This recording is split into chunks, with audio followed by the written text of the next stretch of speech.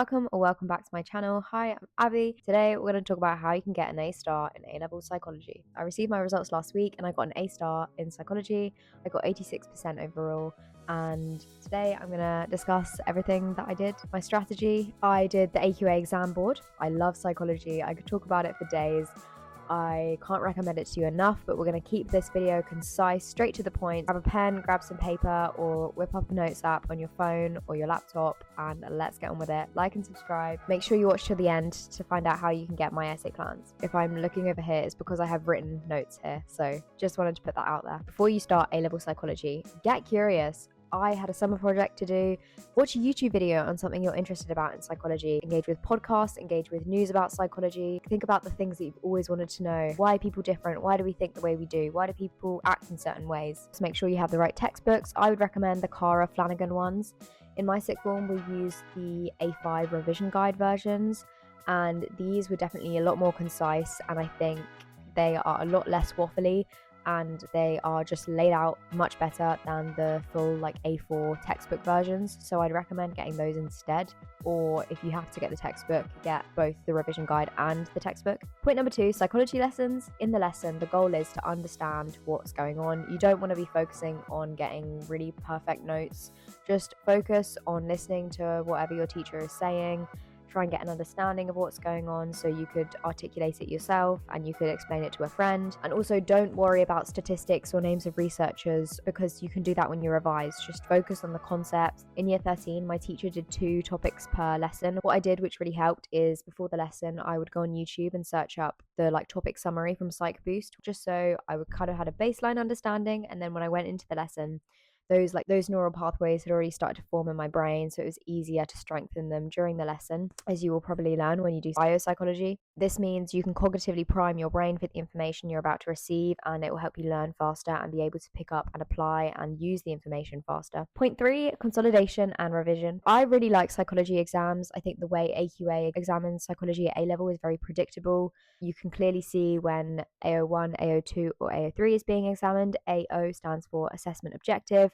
AO1 is knowledge, recall, the theory itself.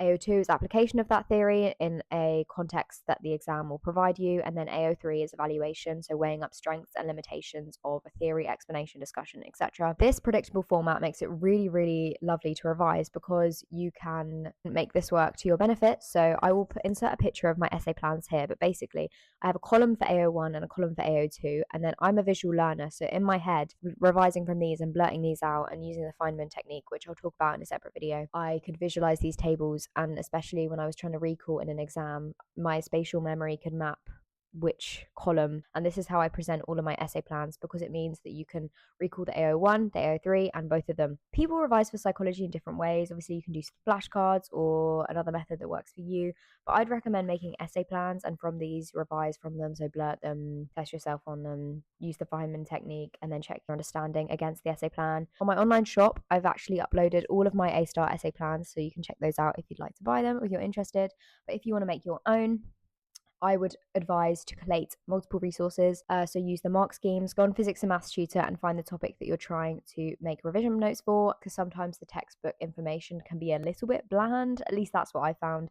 Sometimes the AO3 points were quite weak, or I just didn't really, they were just confusing, blatantly obvious limitation that they hadn't pointed out that I wanted to do. When you get further down the line, you'll realize that a lot of AO3 can be repeated, and you can literally use an issue or a debate for every single AO3 for literally every single essay, so that will cut down the amount of things you need to revise. You need to be working smarter and not harder. So where can you save yourself time where you don't have to memorize something else, transfer your knowledge from other topics to other essays? It also makes it more interesting for the examiner and means your essay is a bit more unique. If you want your essay plans done for you, I used past paper analysis and all the mark scheme vocabulary, which I've color coded. There's diagrams, which will help for spatial and visual memory. All my essay plans are linked in the description. They're all done for you. Okay, point 4, AO1, so knowledge. You basically need about 6 points because the longest AO1 question you could be asked is a 6 marker, so therefore you need 6 points of AO1. So you want to enrich your AO1 by, again, drawing from more sources than just one, so not just a textbook, but a textbook, a mark scheme, and someone else's notes or someone else's flashcards on Quizlet. which are very useful, may I add. When you're doing AO1 questions, make sure you reference the number of marks available so you know how many points you need to be writing, because you don't want to be writing an answer aimlessly and you don't know sort of a mental toll of how many marks you've accumulated, so you end up writing not enough to get full marks. So with AO2, it will be an unfamiliar context. It will ask you to apply a bit of AO1 to a certain theory, and you need to be identifying words like explain or suggest, or using your knowledge of to identify where you're going to use AO2. Again, you need to use the mark toll at the bottom of the question as a guide. If you do get a 6-mark AO2, you know that you need to draw out 6 things from that stem. You need to be drawing out, applying, using the mark toll to your advantage. Now, point number 6, AO3. This is where I think a lot of people lose marks. My teachers always drilled this to me, that you need to be better than the textbook. The textbook is quite bland on AO3, especially if you get the revision guide. You need to have a critical lens to it. Something I had in mind when I was enriching my AO3 was just keep asking why, keep sort of like prodding. If it's a strength, why is it a strength? Okay, there's supporting evidence, but why does this support this theory? Okay, but why? And then you'll like enrich. And then you also need a really nice link sentence. The Peel structure is really, really good for AO3. So P for point, research study that you want to reference here.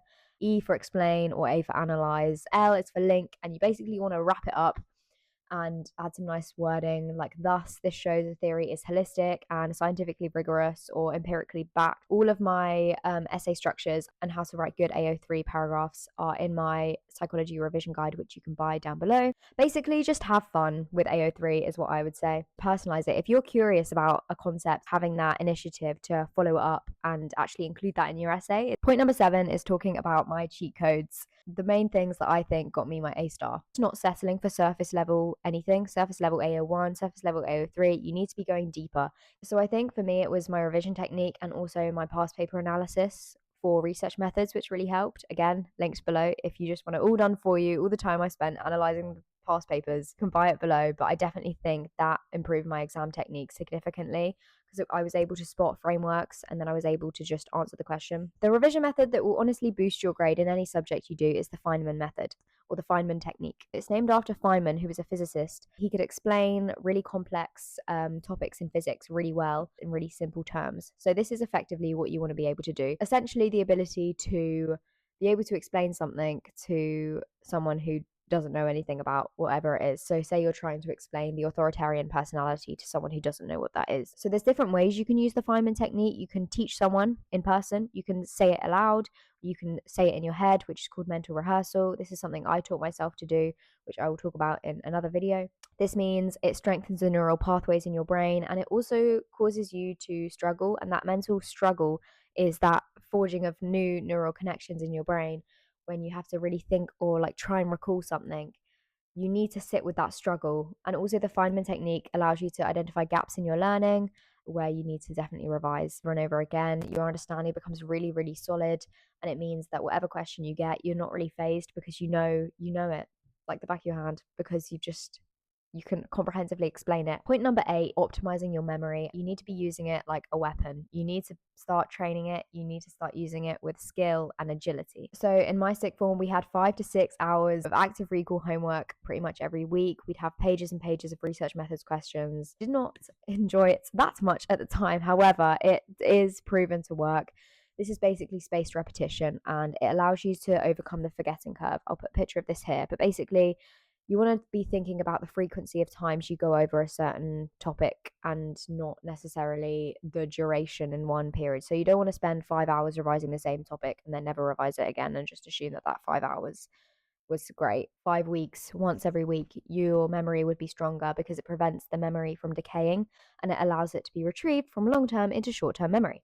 So it means you can overcome the forgetting curve. Tests, revise properly for them, make your notes in advance so you don't have to waste doing passive tasks when you need to be actively revising close to exam periods. Just consistently doing active recall and using revision tracker to make sure that you're revising things so you never really forget them. And then by the end of the course, your memory should be strong enough on every single topic to pass the exam, basically. Start optimizing your memory capacity, which you will obviously learn about in psychology. Acronyms, so this is based on like the theory of chunking, big bits of information, and you chunk them down into smaller bits. I used to do acronyms for AO3, so all my AO3 paragraphs, each letter of the acronym would stand for a paragraph topic, so it would just trigger my memory. Association, so obviously all the psychology researchers have really fun names, so you could associate the names with things. My favorite researcher is called Pickle. Now remember that study because it was called Pickle. Finding those associations and thinking about how you could make associations. So if there's a researcher's name which is the same as someone you know, could you make that link in your brain and strengthen it so that when you're in an exam it's easier to recall because you're connecting your memories. Images and diagrams just help with visual memory. The more context dependent cues you have, the better. So the more colors and semantic cues you have, the more things your brain can draw from to pull that memory into your short-term memory, the better.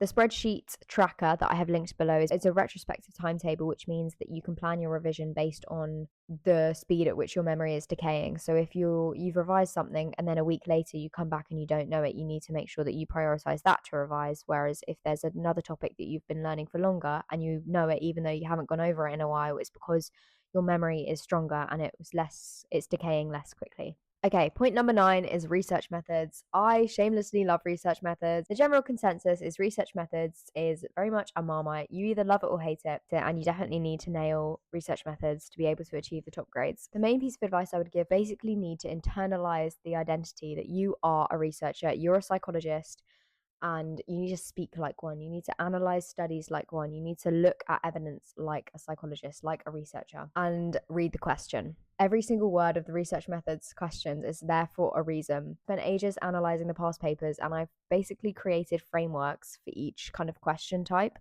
which again are links below if you want to buy them. You need to build the skill of being able to understand what the exam actually wants you to be explaining and not explain something else. Instead, when you think you're trying to explain what you think you're explaining, bit confusing. When you get given a research study, just try and visualize it as much as you can because that will really, really help you. The research methods definitions, I won't lie to you, you do need to rote learn them. They are a bit boring, but you have to sometimes. I will say the Cara Flanagan textbooks are not very good for research methods. So I had to draw from multiple sources. The best source I found online is Physics and Maths Tutor, actually, for research methods. But I made my own guide collating Mark Scheme's, Cara Flanagan's textbook, and Physics and Maths Tutor, and a couple other sites. And I linked it in the description, and it's organized by specification point. So it's really, really clear, and it means that you're not revising anything that you don't need to revise. My revision notes also include ideas you could use for your 12-mark designer study as well. You can get 12 marks, and you basically have to design a research study based on a stimulus that they'll give you in the exam. Plan it well and think about it first in your head thoroughly before you put pen to paper and start planning. Include AO1, AO2, and AO3 very intentionally. And the way you can do that is structure your sentences and structure your descriptions so that you're inevitably hitting all of those points. So explain the experimental design or the experimental method that you're using. Give it some AO1, give an example perhaps, and then apply it to the study, which is AO2. Then you want to give it a strength, and then you want to, however, and a limitation of it. Again, all of these frameworks are in my revision guide, which is below. Tip number 10 is about exams. So I'd recommend regular past papers, especially for research method. You need to train up. Again, it's a skill and you can't sort of memorize it like you can other essays. You need to keep your research methods brain and your researcher mindset, keep it going throughout year 12 and year 13. Exams and past papers are best used when you revise for them properly and then you analyze your mistakes. So every time you do a past paper, on the front of the past paper, write a couple bullet points, the topics that you really know, like the back of your hand, you really know well, and then the topics that you are really, really struggling with and are consistently coming up, or errors that you keep making, and then reflect that in your revision tracker. I think a psychology revision tracker is essential because you need to know what you can remember and what you don't remember all the time, which is why I honestly think my tracker spreadsheet was the reason I got the grade that I did, which is also in the description below. But it just means that you have a visual representation of your memory and how much you know, so you know what to prioritize when you're revising. Again, the faster you fail and the faster you make mistakes and understand what you're not good at, the faster you're going to learn. I'd say with past papers, if you get closer to the actual A-level exams and you're feeling like you don't know some topics and you really need to start memorizing them and you're a bit worried you're not going to know everything in time, then you need to do an opportunity cost analysis.